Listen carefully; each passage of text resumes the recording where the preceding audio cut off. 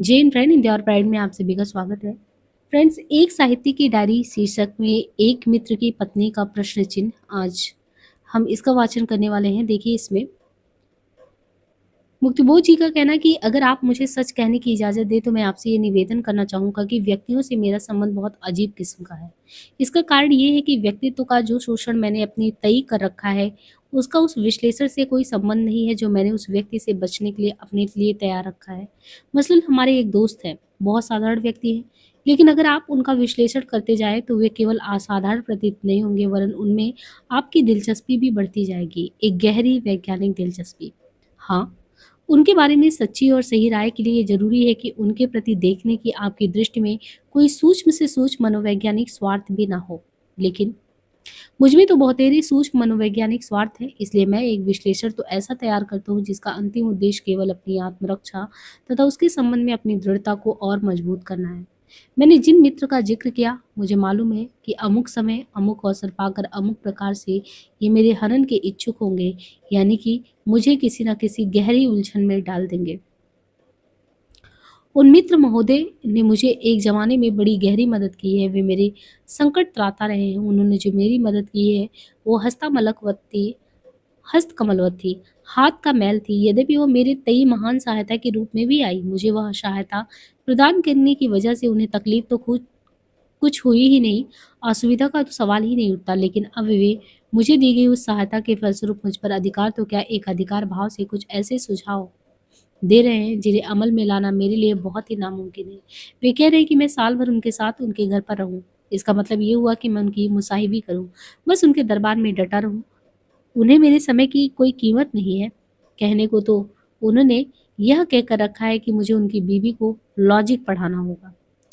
पहली बात तो ये है कि उनकी बीवी कभी लॉजिक पढ़ नहीं सकती। वे इलॉजिक की सीधी-सादी मुस्कुराहट है। असल में मेरा पेशा ये होने वाला है कि मैं न सिर्फ पतिदेव की वरन पत्नी महोदया की भी हृदय गाथाएँ सुनाया करूँ। हृदय की गाथाएँ? एक ऐसा सब समूह कि रात में डर कर नींद से उठ बैठता हूँ। उसका कारण है, ये दंपति सारी बातों में एकदम व्यावहारिक है, लेकिन मेरे प्रति आवश्यकता से ज़्यादा ही भावुक। मैं आया कि उन्हें ऐसा लगता है जैसे मिठाई का थाल आ गया हो। उनके लेके में बहुत सीधा-सादा, बहुत भोला-भाला, यदि दयनीय रूप से निर्बुद्ध मूर्ख अपने को कैसे कहूँ? बस यही मेरी सबसे बड़ी विशेषता है। अब उन्हें कैसे ये कहूँ कि मैं उनसे बचने के लिए कई तरकीब लगा रहा हूँ, कई चालें एक साथ चला जाता हूँ। मैं वस्तुतः उनसे घृणा करता हूँ क्योंकि उनके प्यार में एक नाटकीयता है, एक घनघोर आत्मबद्ध भाव। स्पष्ट है कि उनकी बीवी को लॉजिक मैं क्या पढ़ाऊँगा, जब उन्हें देखते ही मेरे सिर पर भी इलॉजिक ही सवार हो जाता है। मुझे ना मालूम कैसी विरक्ति की मितली आने लगती है। मैं उनसे एकदम दूर और बहुत दूर निकल जाना चाहता हूँ, लेकिन जब तक मैं इस शहर में हूँ, ये संभव है। फिर भी मैं ये सोचने लगता हूँ कि आखिर वे मुझे इतना चाहते हैं, तो इसमें उनका क्या दोष है? वे अपने हृदय की गाथाएँ मुझे नहीं सुनाएँगे तो और किसे सुनाएँगे? यह मेरी महान अहम वृत्ति है कि मैं उनको टालना चाहता हूँ, और अपने इस मनोवैज्ञानिक स्वार्थ से प्रेरित होकर मैं उनका विश्लेषण करना चाहता हूँ। ये गलत है, ये असंगत है, यह स्वार्थ है, फिर भी इस स्वार्थ का एक ऐसा पहलू जिसकी मुझे रक्षा करनी है। यदि मैंने उन्हें आत्मसमर्पण कर दिया तो समझ लीजिए कि मेरी सामत आ गई। मेरे बाल-बच्चे, मेरा स्वयं का व्यक्तिगत जीवन, मेरा खुद का लिखना-पढ़ना, यानी मैं। ये मैं बेभाव नीलाम हो जाएगा, मैं इतना सस्ता नहीं हूँ। उन्होंने मुझ पर उपकार किया, मेरी सारी ज़िंदगी खरीदने की उन्होंने नैतिक क्षमता पाली, और अब इस नैतिक दृष्टि से उनके अपने फुर्सत के समय मेरी निजी उपस्थिति के उनके अपने अधिकार का भी जो निर्मम प्रयोग करते तो मैं हैरत रह जाता हूँ। उनकी यह अधिकार भावना मुझे अत्यंत अविवेकपूर्ण मालूम सी लगती है, और सिर्फ़ उसे ही धक्का देने के लिए मैं कल उनके यहाँ नहीं गया। लेकिन मैं सोचता हूँ कि नैतिक दृष्टि से प्राप्त अधिकार छोड़ने के लिए कोई भी तैयार नहीं होता, मैं तैयार नहीं होता। आखिर कमजोरी को उचित ठहराने के लिए मैं भी तो मनुष्य बन जाता हूँ, इसलिए उनकी मनुष्योचित कमजोरी को मैं क्यों ना मानकर चलूँ। और जो कमजोरी सब मनुष्यों में हो सकती है, वो कमजोरी नहीं बल्कि मनुष्य की प्रकृति का गुणधर्म है। इसलिए व्यक्तित्व के विश्लेषण का कोई दूसरा रूप होना चाहिए। मेरा अनुभव ये बतलाता है कि साधारणतः व्यक्ति का विश्लेषण करते समय विश्लेषण अपनी प्रकृति और स्वभाव का अधिक प्रयोग करता है। यह स्वाभाविक ही है, किंतु सुनने वाले की दिलचस्पी उसके विश्लेषण में ना बढ़कर उस विश्लेषणकर्ता की प्रकृति स्वभाव में ज़्यादा बढ़ जाती है। ये होता है, आपने भी इसका अनुभव ज़रूर किया होगा, तब बड़ा मज़ा आता है। विश्लेषणकर्ता के विश्लेषण से अधिक, जहाँ विश्लेषणकर्ता स्वयं महत्वपूर्ण बन जाए, वहाँ मनुष्य स्वभाव का क्या कहना है। इसलिए मैं कहता हूँ, विश्लेषित और विश्लेषक के बीच जो विचित्र और विशेष मानव संबंध होते हैं, उनकी विचित्रता और विशिष्टता मेरी जिज्ञासा का विषय होने के कारण मैं साधारणतः लोगों के विश्लेषण पर अधिक विश्वास नहीं कर पाता। इससे अच्छा तो ये है कि विश्लेषित और विश्लेषक के बीच मानव संबंधों के संदर्भ से ही विश्लेषित और विश्लेषक का भी अध्ययन हो। कुल मिलाकर मैं अपने को बहुत ही मूर्खतापूर्ण स्थिति में पाता हूँ, क्योंकि मैं भी विश्लेषक हूँ और विश्लेषण करता हूँ। तब भी मैं अपने से ये पूछता हूँ, क्या कम मानव संबंध रहित होकर यानी अपने से ऊपर उठकर व्यक्तित्व विश्लेषण संभव है? मात्र तर्क कहता है ये बिल्कुल संभव है। मनुष्य अपने से परे जा सकता है, वह जाता भी है, गया भी है और जाएगा भी। विभिन्न प्रकार से प्राप्त अनेक तथ्यों का संग्रह कर वह अवश्य व्यक्तित्व विश्लेषण कर सकता है और उसने किया भी है तथा वह करता भी जाएगा। किंतु उसका विश्लेषण सही ही है, इसका क्या प्रमाण, इसकी कौन सी कसौटी है? क्या वह छाती पर हाथ रखकर ये कह सकता है कि उसका विश्लेषण एकदम सही है? अगर मुझसे पूछा जाए तो मैं यही कहूँगी कि मेरे पास ऐसी किसी कसौटी का अभाव है। हाँ, अपने अनुभव से मैं ये कह सकता हूँ कि अमुक-अमुक निर्णय में सत्यांश खूब, काफ़ी और टटकर है, लेकिन मेरे अपने अनुभव को ही मैं सत्य की कसौटी नहीं मान सकता, क्योंकि मेरे किसी भी अनुभव का एक हिस्सा मेरे अपने प्रकृति स्वभाव से उत्पन्न हुआ है। हाँ, यदि यह अनुभव सार्वजनिक हो, आम हो, तो उसमें सत्यता की मात्रा बढ़ जाती है। फिर भी अनुभव को अंतिम कसौटी नहीं कहा जा सकता, क्योंकि वह देश काल निर्मित है।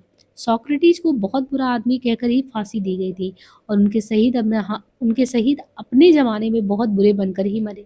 मैं इस पूरी उलझन को पूरी तरह सुलझा नहीं पाता, ये कठिन है और इसलिए मैं अपने किसी विश्लेषण को अंतिम मानने से इनकार कर देता हूँ। पता नहीं क्यों लोग स्वयंकृत विश्लेषण पर जितनी दृढ़ आस्था और निष्ठा रखते हैं, वो मुझे बड़ी अभूतपूर्व मालूम लगती है। इसके विपरीत मैं स्वयं भी जो वैज्ञानिक व्यक्तित्व विश्लेषण किए रखता हूँ, वो मुझे समाधान और संतोष नहीं देता। देखिए ना, व्यक्तित्व के नामालूम कितने ही पहलू हैं जो मुझसे छिपे हुए हैं, जैसे पंखुड़ी के भीतर पंखुड़ी अथवा ब्याज की परतों के अंदर की परतें। फिर व्यक्तित्व का जो रूप आज हमें दिखाई देता कहाँ तक अस्थायी है, हम नहीं कह सकते। तीसरी सबसे बड़ी बात यह है कि व्यक्तित्व के निर्माण की कार्यकाल परंपरा का यदि अध्ययन करें तो आप देखेंगे कि व्यक्तित्व निर्माण में चेतन मन का रोल बहुत ही कम होता है और उससे कम रोल संकल्प शक्ति का।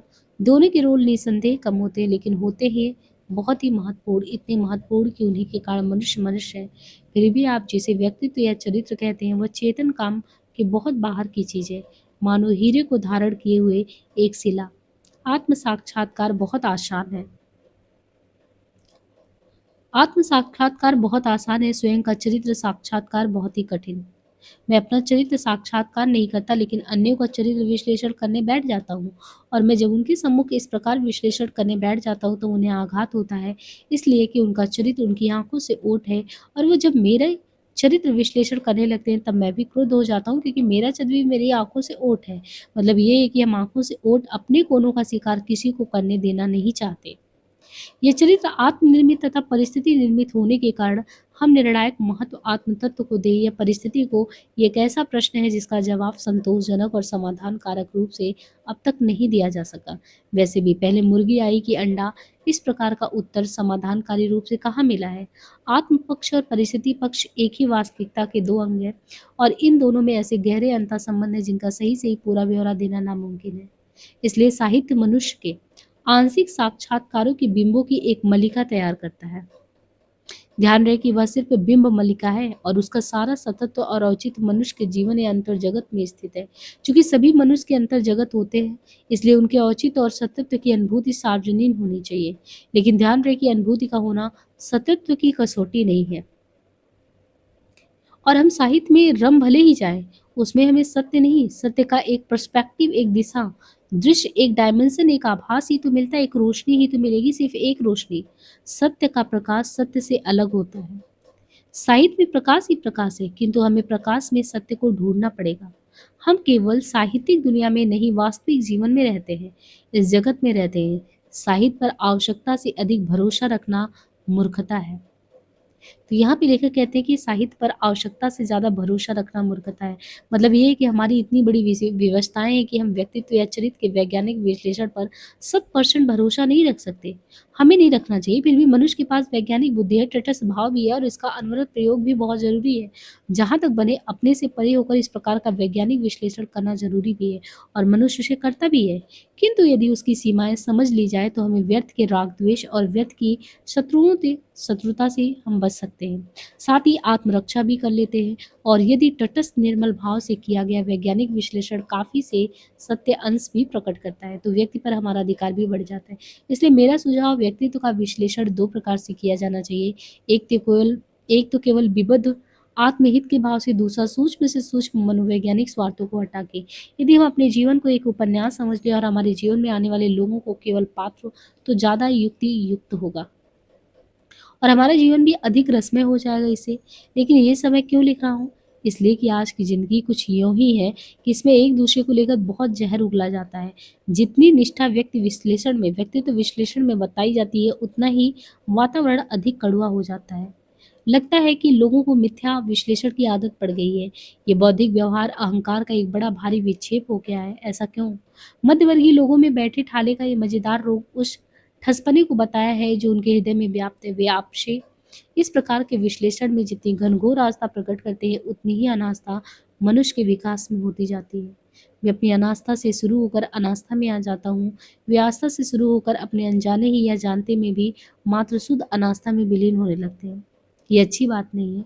इसलिए मैं अपने वैज्ञानिक चरित्र विश्लेषण को केवल काम चलाऊं कार्यकारी मान्यता के रूप में ही ग्रहण करने की तायद करता हूँ। क्या ये गलत है? यदि यह सही है, तो मैं अपने उपकारी मित्र और उनकी पत्नी महोदया के प्रति क्यों ना उन्मुख रहूं। जरूर मैं उनकी बीवी को लॉजिक पढ़ाऊंगा, लेकिन उस महिला को लॉजिक पढ़ाने की याद आते ही मैं अपने ही इस तायद को भूल जाता हूँ कि उनके बारे में जो मैंने राय बना रखी है, वह सिर्फ काम चलाऊं कार्यकारी मान्यता हूँ। मेरी सांस फूलने लगती है, मानो मुझे विकट परिस्थिति का सामना करना पड़ रहा है। आखिर मैं अनुभव को कैसे जुटलाऊं? उनके बिना तो ज्ञान असंभव है। इन्हीं अनुभवों के द्वारा ही मुझे दुनिया की पहचान होती है। हाँ, मैं ये मानता हूँ कि इस अनुभव से ज्ञान प्राप्त करना या अज्ञान प्राप्त करना मेरी योग्यता पर, मुझ में संचित ज्ञान तत्वों पर ही निर्भर है। ज्ञान से ही ज्ञान खिंचता है। ज्ञात से अज्ञात की ओर जाया जाता है, ज्ञात से अज्ञात की ओर जाना एक गोल गोल वर्तुल में घूमना हुआ। इसलिए मैं लॉजिक पढ़ाने के अनुभव के दौरान इस बात का ध्यान रखूंगा कि आगे चलकर मुझे इस व्यक्तित्व के बारे में कौन सा नया ज्ञान, यानी अज्ञात का ज्ञान प्राप्त हो। लेकिन मुझे अज्ञात से डर लगता है। ना मालूम कौन सा अज्ञात अब मेरे इंतजार में है, और मैं ये मानने के लिए प्रवृत्त हूँ कि हर तरह के अज्ञात के प्रति आकर्षित होना बुद्धिमत्ता नहीं है। मैं इस दुनिया में पड़ा रहता हूँ कि मुझे इल्हाम होता है। इल्हाम के बगैर हम लोगों का चल नहीं सकता। वो ये कि अपनी ज्ञान की सीमाएं हैं और इसकी व्यवस्थाएं समझो, और इसलिए अन्य को संदेह का फायदा दो, किंतु साथ ही इन व्यवस्थाओं से पराजित होने की आवश्यकता नहीं। ज्ञात से अज्ञात की ओर जाने का कार्यक्रम बना डालो, डरो नहीं। ज्ञात से अज्ञात की ओर जाने से ही ज्ञान की व्यवस्थाएं टूटती रहेंगी, उसकी सरहदें भी टूटती रहेंगी। लेकिन जिस दिन से आप केवल ज्ञात से अज्ञात की ओर जाएँगे, उस दिन आप केवल अपनी ही कील पर, अपने ही आस-पास घूमते रहेंगे। ये अच्छा नहीं है, इसलिए आपको अज्ञात से डरने की ज़रूरत नहीं है। एक बार अज्ञात के हिस्से को ज्ञात बना लेने पर पहले का ज्ञात भी कुछ नया रूप धारण करेगा। आपको ये नया रूप धारण करने दीजिए, उसकी इस प्रक्रिया में बाधा मत डालिए। आगे इन्होंने जो है नए की जन्म कुंडली 1 करके है, इस शीर्षक जो है नए की जन्म कुंडली 1। अब नए की जन्म कुंडली 1 में कहते हैं कि मैं एक ऐसे व्यक्ति को भी जानता हूँ जिसे, क्षमा कीजिए, कहते हैं कि मैं एक ऐसे व्यक्ति को जानता हूँ जिसे मैं एक ज़माने में बहुत बुद्धिमान समझता था। मुझे उससे बहुत ज़्यादा उम्मीदें थी कि वो आगे चलकर एक मेधावी प्रतिभाशाली पुरुष निकलेगा। लोग समझते थे कि मैं उस व्यक्ति को अनुचित महत्व दे रहा हूँ। मुझे लगता था कि वो व्यक्ति हमारी भारतीय परंपरा को एक विचित्र परिणाम में ले जाएगा, एक विचित्र परिणाम देगा अपने कार्य से। वो अपने विचारों को अधिक गंभीरतापूर्वक लेता था। वे उसके लिए धूप और हवा जैसे स्वाभाविक प्राकृतिक तत्व थे, शायद इससे भी ज़्यादा। दरअसल उसके लिए ना वे विचार थे, ना ही अनुभूति थी। कभी-कभी हम लोग ये होता है कि जीवन में किसी के बारे में जो सोचते हैं, वो व्यक्ति रियल में वैसा होता नहीं है, लेकिन हमारी भी एक सोचने की क्षमता होती है। तो यहाँ पे लेखक का कहना है कि मैं ऐसा कल्पना कर रहा था कि वो व्यक्ति एक दिन बहुत ऊँचाइयों पे होगा, कुछ बहुत बड़ा करेगा। लेकिन कह रहे कि दरअसल उसके लिए ना वो विचार थे, ना अनुभूति। वे उसके मानसिक भूगोल के पहाड़, चट्टान, खाई, ज़मीन, नदियाँ ये सब थे। मुझे ये भान होता रहता है कि वो व्यक्ति अपने को प्रकट करते समय स्वयं की सभी इंद्रिय शक्तियों से काम लेते हुए एक आंतरिक यात्रा कर रहा होता है। वो अपने विचारों या भावों को केवल प्रकट ही नहीं करता, वो उन्हें स्पर्श करता है, सूंघता है, उनका आकार, प्रकार, रूप, रंग, गति बता सकता है, मानो उसके सामने वे प्रकट साक्षात और जीवंत हो। उसका दिमाग लोहे का एक सिकंजा था, या सुनार की एक छोटी सी चिमटी, जो बारीक और बड़ी से बड़ी बातों को इतनी सूक्ष्मता और मजबूती से पकड़कर सबके सामने रख देता है। लेकिन ये बात बहुत पुरानी हो गई और मुझे लगता है कि मैं भी बुद्धिमान हो गया हूँ। मुझे ऐसा लगता है कि मेरे दोस्त की बुद्धिमत्ता का कारण उसकी ज़िंदगी ही ज़्यादा थी, ना कि केवल जो मस्तिष्क के तंतु थे उसकी हलचल। कहते कि 12 वर्षों बाद जब एकाएक मेरी उससे मुलाकात हुई, तब आनंद और आश्चर्य का कोई ठिकाना नहीं रहा। आनंद से भी ज़्यादा आश्चर्य, नदियों की धाराओं के बीच इतने बड़े-बड़े पहाड़ आ गए थे कि उन्होंने हमारी दिशाएँ भी बदल दी थी।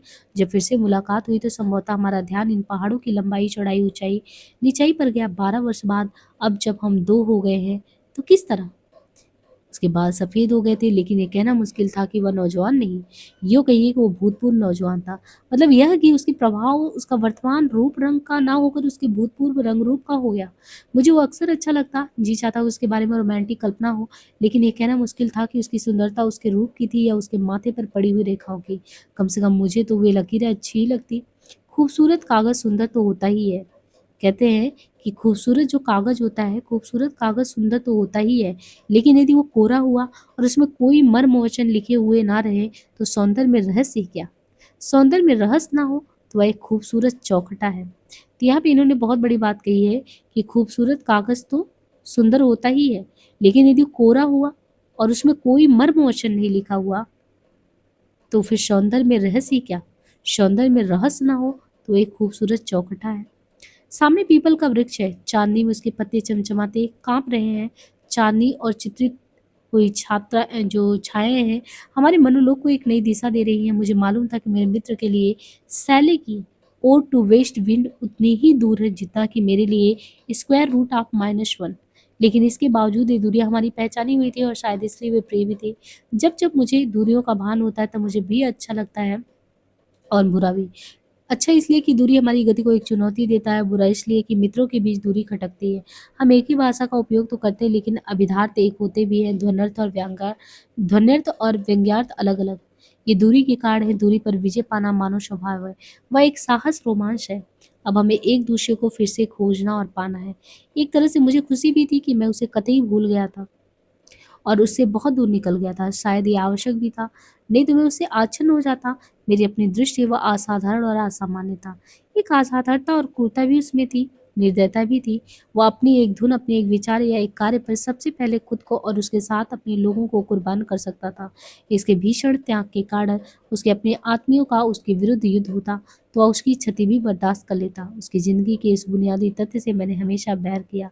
जब वो राजनीति में उतरा तो मैंने उसके घरवालों के सामने गरज कर ये आरोप लगाया, ये उसका पलायन है। वो अपना उत्तरदायित्व वहन न करने की प्रवृत्ति है। मैंने उसे ये भी कहा कि वह राजनीतिक व्यक्ति है ही नहीं। राजनीति के साथ जब वह साहित्य में उतरा तब मुझे कुछ अच्छा लगा। लेकिन तब जब उसकी हालत बिगड़ चुकी थी, घर के विरोध और बाहर के विरोध से वह जर्जर हो गया था, लेकिन बेहद जिद्दी होने के सबब वह अड़ा रहा और तब से हम एक दूसरे से दूर होते चले गए। लेकिन आज मैं ये सोचता हूँ कि सांसारिक समझौते से ज़्यादा विनाशक कोई चीज़ नहीं है। ख़ास तौर पर वहाँ जहाँ किसी अच्छी महत्वपूर्ण बात करने के मार्ग में अपने जैसे लोग और पराये लोग आड़े आते हों। जितनी ज़बरदस्त उनकी बाधा होगी, उतनी ही कड़ी लड़ाई भी होगी और उतना ही निम्नतम समझौता। इस भीषण संघर्ष की हृदय वेदक प्रक्रिया में से गुजर कर उस व्यक्ति का निजत्व कुछ एंढ़ा-मेढ़ा, कुछ विचित्र हो गया। किंतु सबसे बड़ी बात ये थी कि उसकी बाजू सही थी, इसलिए वह असामान्य था। दूसरे शब्दों में मैं सामान्य उसको समझता हूँ जिसमें अपने भीतर के असामान्य के उग्र आदेश का पालन करने का मनोबल ना हो। मैं अपने को ऐसा ही आदमी समझता हूँ। मैं मात्र सामान्य हूँ, मैं नामी-गिरामी हूँ, ये बात अलग है। और चूँकि वह व्यक्ति हमेशा मेरे भीतर के असामान्य को उकसा देता था, इसलिए अपने भीतर के उस उकसे हुए असामान्य की रोशनी में मैं एक ओर स्वयं को हीन अनुभव करता, तो दूसरी ओर ठीक वही असामान्य मेरी कल्पना और भावना को उत्तेजित करके मुझे अपने से बृहत और व्यापक जो भी है, उसमें डुबो देता।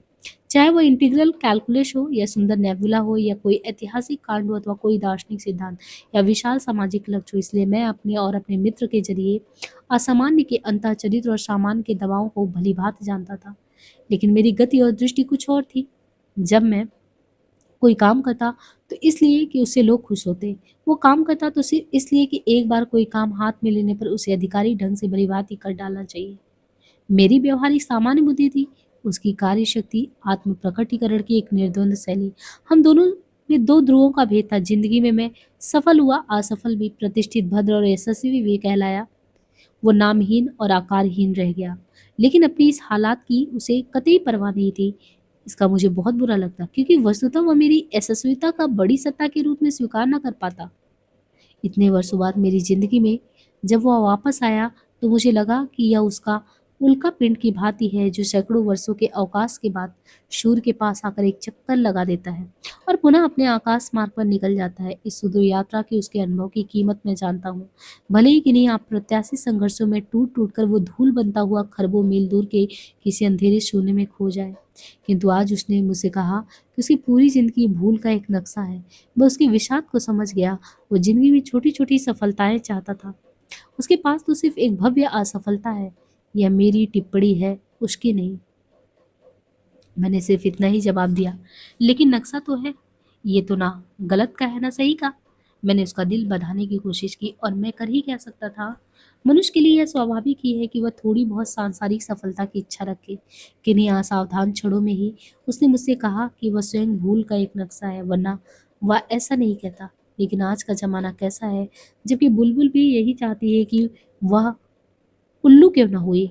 चांदनी में एक जादू होता है, लेकिन यह जादू अलग अलग लोगों के लिए अलग अलग है। ना मालूम हमारी बात कहाँ से शुरू हुई। मैं डर डर कर उससे बातें करता जा रहा था, कहीं ऐसा ना हो कि उसे जाने अनजाने मुझसे कोई चोट पहुंचे, क्योंकि उसने अपने विचारों के लिए खून बहाया है, जिंदगी खत्म की। इसलिए मैं धीरे धीरे उसकी बातें सुनता जा रहा था और जहां मतभेद व्यक्त करना हो वहां मैं अपनी आदत के अनुसार उत्तेजित होने के बजाय मुस्कुराकर बात कह देता।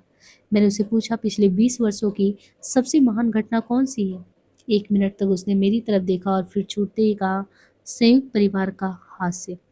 मैं स्तब्ध हो गया। उसी ने मेरे कंधे पर हाथ रखकर खिलखिलाते हुए कहा, और इस तथ्य का साहित्य से बहुत बड़ा संबंध है। चारों ओर चांदनी की रहस्यमय मधुरता फैली हुई थी, चारों ओर ठंडा एकांत। मेरी अजीब मना स्थिति हो गई। मैं अपनी पड़ोसियों की जिंदगियां ढूंढने लगा, अपने परिचितों का जीवन तलाशने लगा। एक अनिश्चित बेचैनी मुझ में फैल गई। हाँ, यह सही है कि जिंदगी और जमाना बदलता जा रहा है, किंतु मैं परिवर्तन के परिणामों को देखने का आदी था, परिवर्तन की प्रक्रिया को नहीं। एक बात कह दूं, आजकल की आवश्यकता के अनुसार मैं चित्रकला और नृत्य कला से लेकर मानव वंश शास्त्र तक सबकी जानकारी रखता हूँ। इस संबंध में बहुतेरे दिलचस्प तथ्य मेरे दिलो दिमाग के पहले पॉकेट में रहते हैं, इसलिए मुझसे कोई ज्यादा गड़बड़ नहीं कर सकता। जब मेरे मित्र ने एकदम संयुक्त परिवार की बात कही तो मैंने उसका इम्तिहान लेने की जिद करके उसे पूछा, और इन वर्षों में सबसे बड़ी भूल कौन सी हुई। 1 मिनट के लिए वो चुप रहा, फिर उसने जवाब दिया, राजनीति के पास समाज सुधार का कोई कार्यक्रम न होना। साहित्य के पास सामाजिक सुधार का कोई कार्यक्रम न होना। सबने सोचा कि हम जनरल यानी सामान्य बातें करके सिर्फ और एकमात्र राजनीतिक या साहित्यिक आंदोलन के जरिए वस्तु स्थिति में परिवर्तन कर सकेंगे। फलतः सामाजिक सुधार का काम केवल अप्रत्यक्ष प्रभावों को सौंप दिया गया। देखते नहीं हो आजादी के बाद जातिवाद का उदय क्यों हुआ।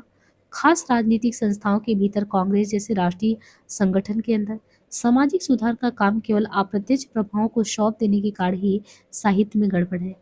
उसकी यह उक्ति मुझे हास्यास्पद प्रतीत हुई। उसने मुझे मूर्खता के विशाल दृश्य दिखाई देने लगे। उसने अपनी बात को रबर जैसी तान दी, ऐसा मुझे लगा। उसने अविश्वास से मेरी आंखों की तरफ देखा। शायद वो सही है कि मैं उसे बेवकूफ मान रहा हूँ। रात में, और वह भी चांदनी रात में, सामने के सेमल के झाड़ पर बैठे हुए कुछ कौवे चौंक पड़े। शायद किसी चमगादड़ ने वहां झपट्टा मारा हो। कुछ कौवे उड़े, पेड़ के आसपास कुछ देर मंडराए और फिर किसी डाल पर जाकर बैठ गए। लेकिन मेरा मित्र तैस में था। उसने कहा, समाज में वर्ग है, श्रेणियां हैं, श्रेणियों में परिवार है। समाज की एक बुनियादी इकाई परिवार भी है। समाज की अच्छाई बुराई परिवार के माध्यम से व्यक्त होता है। मनुष्य के चरित्र का विकास परिवार में होता है। बच्चे पलते उन्हें सांस्कृतिक शिक्षा मिलती है, वे अपनी सारी अच्छाई बुराई वहां से लेते हैं। हमारे साहित्य तथा राजनीति के पास ऐसी कोई दृष्टि नहीं है जो परिवार को लागू हो। 1 मिनट के लिए वो चुप रहा और आगे बढ़ता गया। जमाने के साथ संयुक्त सामंती परिवार का ह्रास हुआ, विचारों और संस्कारों के प्रति विद्रोह भी किया गया जो सामंती परिवारों में पाए जाते थे। लेकिन उसके बाद क्या हुआ। लड़के बाहर राजनीति या साहित्य के मैदान में खेलते और घर आकर वैसा ही सोचते या करते जो सोचा या किया जाता। समाज में बाहर बूझी पूंजी या धन की सत्ता से विद्रोह की बात की, लेकिन घर में नहीं। वो शिष्टता और सील के बाहर की बात थी। मतलब यह कि अन्यायपूर्ण व्यवस्था को चुनौती घर में नहीं, घर के बाहर दी गई। घर का संघर्ष कठिन था। उसमें भावनाओं की टकराहट उन्हीं से होती थी जो अपने प्राण के अंश थे। इसलिए न केवल उस संघर्ष को टाल दिया गया, वरन एक अजीब ढंग का समझौता किया गया। ये हुआ, मैं कहता हूँ ये हुआ। मुझे लगा मानो वो मुझे गाली दे रहा है। एक ठंडी लहर मेरे पूरे शरीर में दौड़ गई। फिर भी चूंकि मुझे लगा कि उसकी बात अभी अधूरी है, इसलिए मैं चुप रहा। वो बोला, इसलिए पुराने सामंती अवशेष बड़े मजे में हमारे परिवारों में पड़े हुए हैं। पुराने के प्रति और नए के प्रति इस प्रकार एक बहुत भयानक अवसरवादी दृष्टि अपनाई गई है। इसलिए सिर्फ एक सा प्रश्न प्रश्न ये है, वैज्ञानिक पद्धति का अवलंबन करके उत्तर खोज निकालने की न जल्दी, न तबीयत, न कुछ। मैं मध्यम वर्गीय शिक्षित परिवार की बात कर रहा हूँ। जो पुराना है अब वो लौट कर नहीं आ सकता, लेकिन नए ने पुराने का स्थान नहीं लिया। धर्म भावना गई, लेकिन वैज्ञानिक बुद्धि नहीं आई। धर्म ने हमारे जीवन के प्रत्येक पक्ष को अनुशासित किया। वैज्ञानिक मानवीय दृष्टि ने धर्म का स्थान ले लिया। इसलिए केवल हम अपनी अंतःवृत्तियों के यंत्र से चालित हो उठे। उस व्यापक, उच्चतर, सर्वोत्मुखी मानवीय अनुशासन की हार्दिक सिद्धि के बिना हम नए नए चिल्ला तो उठे, लेकिन वह नया क्या हम नहीं जान सके। क्यों? नया जीवन, नए मूल्य, नया इंसान परिभाषाहीन और निराकार हो गए। वे दृढ़ और व्यापक मानसिक सत्ता के अनुशासन का रूप धारण न कर सके। वे धर्म और दर्शन का स्थान न ले सके। तो यहाँ पे देखिए, अब जो शुरू होगा वो है नए की जन्म कुंडली दो। तो लेखक आगे बात करता है नए की जन्म कुंडली दो, तो जिसे हम नेक्स्ट पार्ट में देखेंगे। आज के लिए इतना ही। धन्यवाद।